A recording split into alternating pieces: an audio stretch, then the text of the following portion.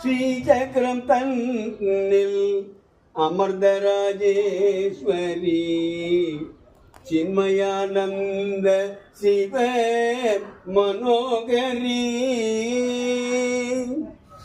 சிந்தாமணி மண்டபத்தில் கொலு இருந்தாய்.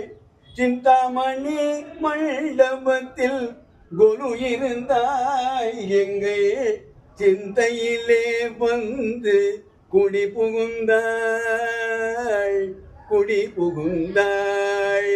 ஸ்ரீசக்கரம் தன்னில் அமர்ந்த ராஜேஸ்வரி சின்மயானந்த சிவ மனோகரி